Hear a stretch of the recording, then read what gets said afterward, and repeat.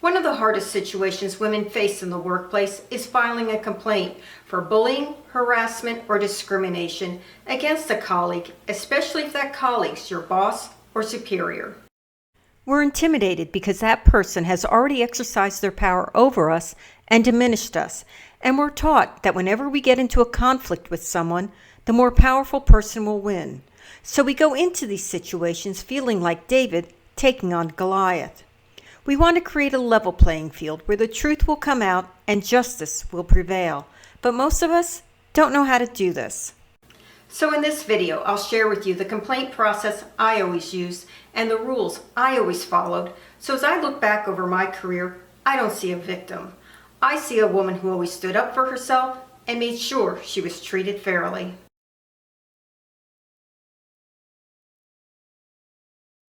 The first step is to believe in the power of following a process. This requires us to stop believing in what I call the power of the individual. The idea that strong, powerful people can conquer anything, because they can't. They can't turn water into wine or change the laws of physics, so they can't alter reality and the truth. So this step is really about no longer giving people power they don't have, and to stop seeing this as a battle between individuals. Instead, we're going to empower a complaint process and let it work on our behalf.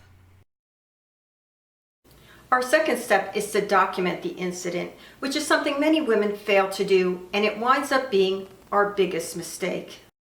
After an incident, we're upset and emotional, and we've been conditioned to see ourselves as a victim, which actually makes us feel worse because we feel powerless and like there's nothing we can do. But there is something we can do. We can document the incident. Documenting is the first step to regaining a sense of power and control. It gives us something we can channel all of our emotional energy into, and it's something women are really good at.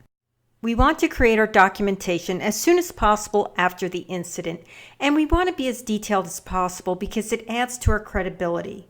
My favorite method to document is to send an email to myself where I detail the incident in the body of the email.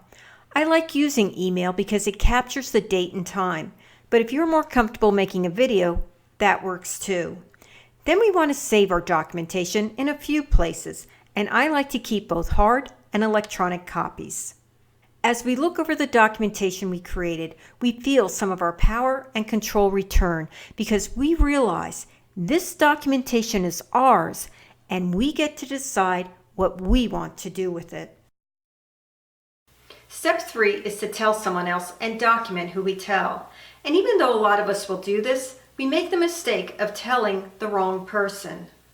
Since we're emotionally involved, our first instinct is to tell someone who will give us the most empathy, someone who will commiserate with us. And that leads us to making the big mistake of choosing someone who also has a grievance with the person or workplace that wronged us. The reason this is a big mistake is because our friend can have their own agenda, and instead of helping us, they wind up using us for their own purposes. So this is why we need to be careful about who we tell and choose wisely. We need to choose to tell someone who has no involvement in the incident, our workplace, or the person we're filing the complaint against.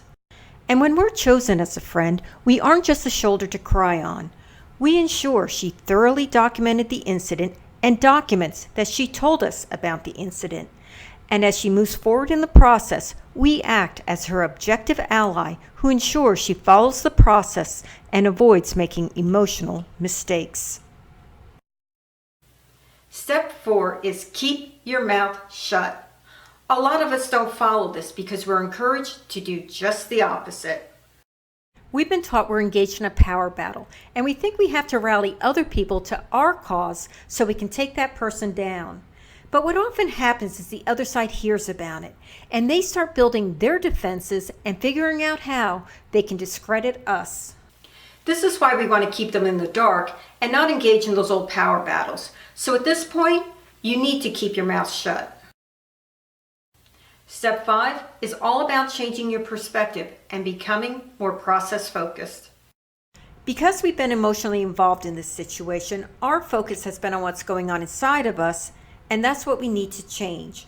We need to become more objective and aware of what other people are doing and what they should be doing. So by focusing on the process, we can start thinking and planning. We can set our expectations, figure out what steps we need to take, and make sure that we get all of our little ducks lined up in a row, ready to go. Next, we want to find our workplace's complaint policy. Some workplaces make this easy because they put the policy online where you can discreetly look at it. I also caution you about making too many inquiries within your own workplace, even if they say they keep everything confidential, because you don't know all the workplace dynamics. There's always office politics, and you don't know if someone will be using you for their own self-interests. Always remember that anyone that you talk to in your workplace works on behalf of your workplace and works in its best interest. So no matter how empathetic and compassionate that nice lady from HR is, she doesn't get paid to defend you against your workplace. And this is why the next step is so important. Step 6 is to know your legal rights. Know the laws that govern your workplace and the laws everyone has to comply with. This is why I recommend that before you file your complaint, you talk to an independent third party. Talk to the government agency that has jurisdiction over your complaint or consult with a lawyer. I know a lawyer costs money, but it can be the best money that you spend because you need to know where you stand legally so that you can then make wise decisions. Knowing where you stand legally is what's going to give you peace of mind so that you don't look back over this incident with regret and start thinking, oh, if I had only known that, then I would have done things differently. Believe me, an hour's worth of legal fees is a small price to pay in comparison to years of anguish and regret. In step 7, we need to find the answers to these questions. Who do you file your complaint with? Who does the investigation? How is that investigation going to be handled? And most importantly, who is the arbitrator and determines accountability? Knowing who this person is gives you a big heads up on how your complaint is going to be handled. We want to believe that there's a lot of people out there who are willing to stand up and fight for what's right, people who put their values above their self-interests. But that isn't always the case, and that's why we need to know who's going to be managing our complaint. Is it someone who has a lot of integrity? Or is it someone who's going to get mad that you just dumped this complaint on their desk and they don't want to deal with it? The other possibility, and this happens a lot, is it going to wind up on the desk of a person who could have dealt with the situation anytime they wanted, but that person has been choosing to ignore it. This is when our situation gets difficult, and we have to recognize that our real issue may run deeper than we initially thought. Our problem may not be just with the person we're filing the complaint against. It may actually stem from somewhere else. So this is why we need to know the next step. How do I appeal my complaint? How do I keep elevating it so that I can address the real source of the problem? When we find ourselves faced with an issue much larger than we expected, we often think we're powerless because we're way down here and the people who need to address it are way up there. But that's not true. All through this process, we've been using our friend, documentation. We've been documenting everything that happens, and our small file has multiplied. And this is what gives us power and lets us do the one thing people fear: point the finger of blame.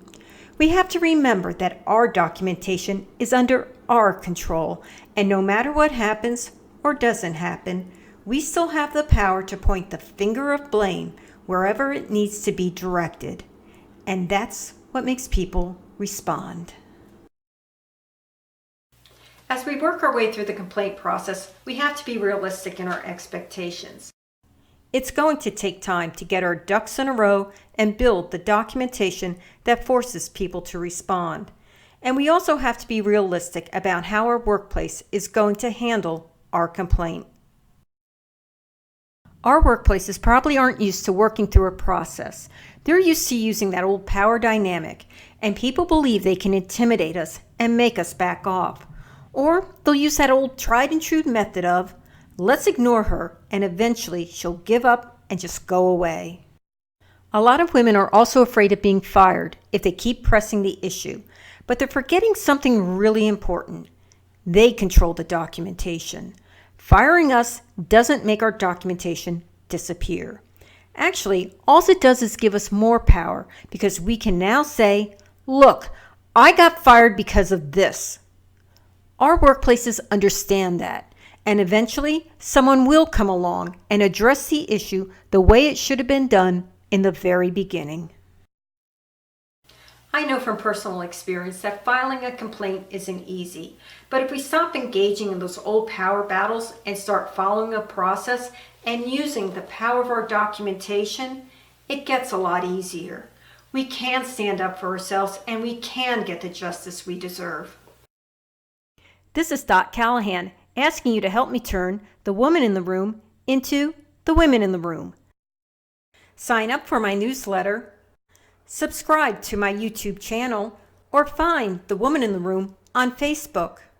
It's up to you. Just keep watching and sharing my videos. To get advice from a woman who's been there, dealt with that, and knows what works.